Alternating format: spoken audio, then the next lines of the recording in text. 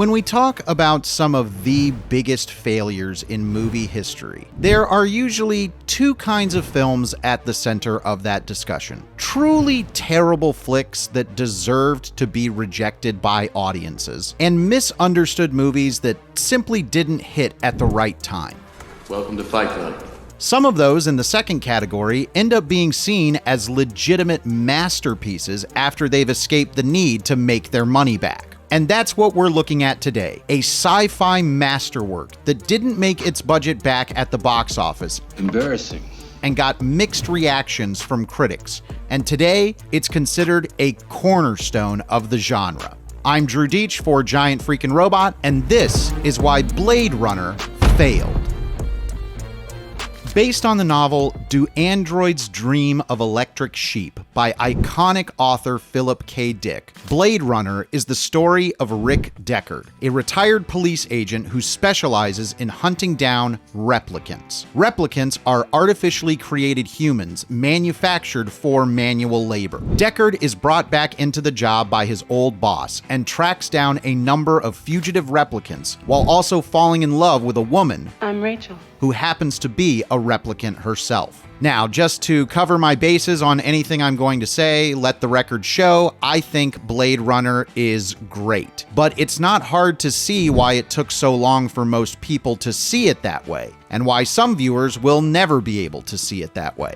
The detective story at the heart of Blade Runner is the first thing to key into when talking about why the movie didn't work for most audiences. Though Deckard is doing the expected detecting, the audience is also following the rebel replicants. So there is very little of a real mystery feel to this part of the film. It's not really a mystery story at all in this regard. So the pacing of Deckard's investigation can make audiences feel the movie is sluggish. Another major component to Blade Runner is director Ridley Scott's big picture vision of the future and all the artists he employed to help shape that vision. Even the biggest Blade Runner detractors can admit that the production design and execution of the film is astonishing. However, it makes Blade Runner into more of a moody art piece than an exciting sci-fi blockbuster. That's the kind of vibe that is pretty much guaranteed to only work for a select audience. Then there's what actually happened to Blade Runner on its way to the editing bay.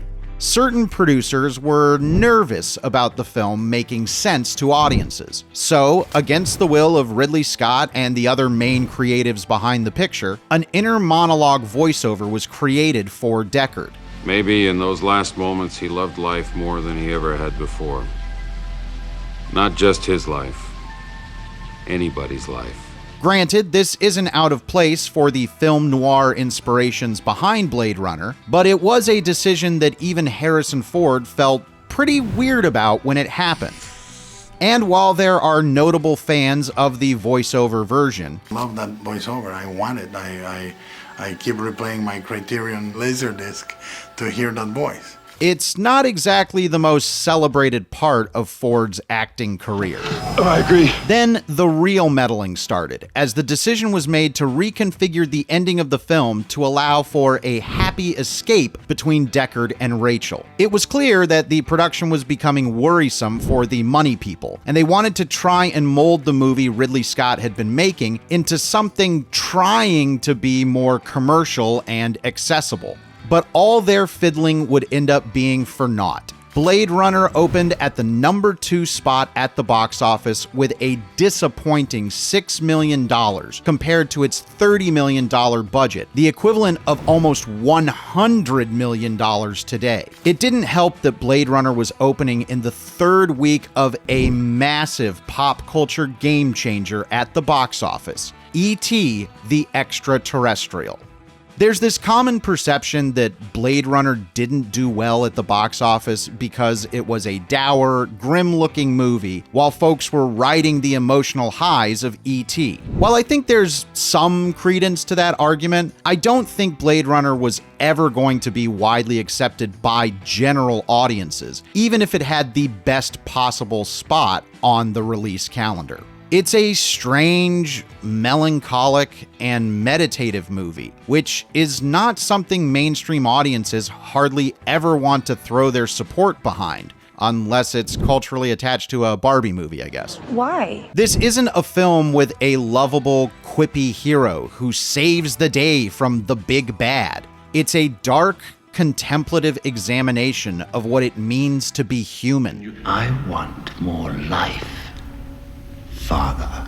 Our reckoning with the knowledge that we are going to die, the ever-destructive and apocalyptic nature of a society ruled by capitalism. Look, Blade Runner is great, but it ain't exactly a good time at the movies. Blade Runner's failure makes plenty of sense once you understand the context of its release and the kind of movie it is. But what's most surprising about Blade Runner is how its failure led to it being properly appreciated.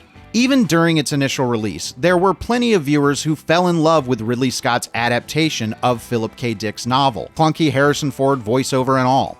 They don't advertise for killers in a newspaper. Though the critical response was mixed at the time, sci-fi fans saw how remarkable and groundbreaking the effects work in the movie really was. This led to Blade Runner being adopted as a cult film, and as more information about the film's troubled production made its way out into the world, the more film fans started to see the value in the movie. And that led to Ridley Scott getting the opportunity to recut the film in a way that completely changed its perception. In 1992, Warner Brothers released Blade Runner, the director's cut. In this version, Scott removed every bit of the Deckard voiceover, cut out the imposed happy ending. It's too bad she won't live.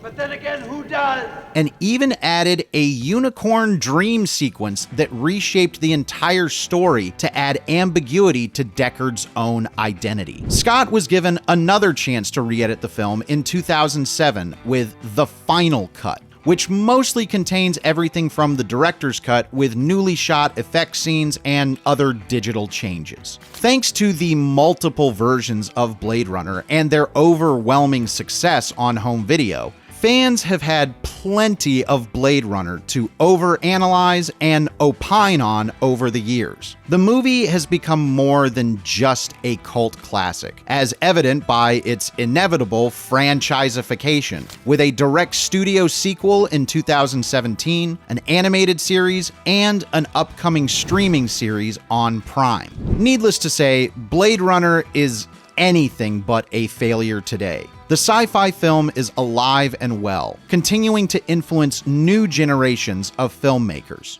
But it's important to remember that the box office and initial response to a movie are often inconsequential to its actual longevity in pop culture. Here's a fun example.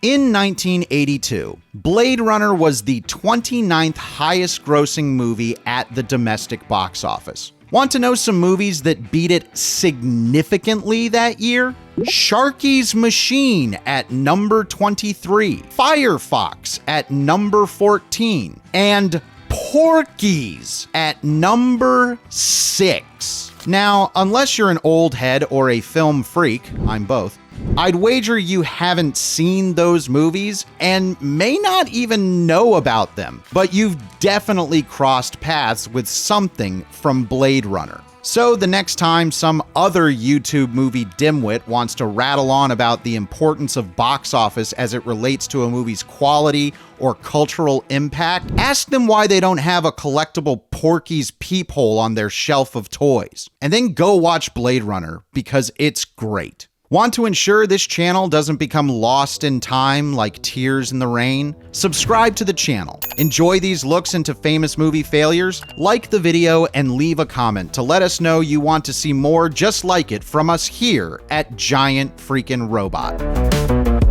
And because I couldn't fit it in anywhere else in the script, I'll just tag it on here right at the very end. Rutger Hauer as Roy Batty is one of the best acting performances in all of cinema. Okay, I'm done. See you next time.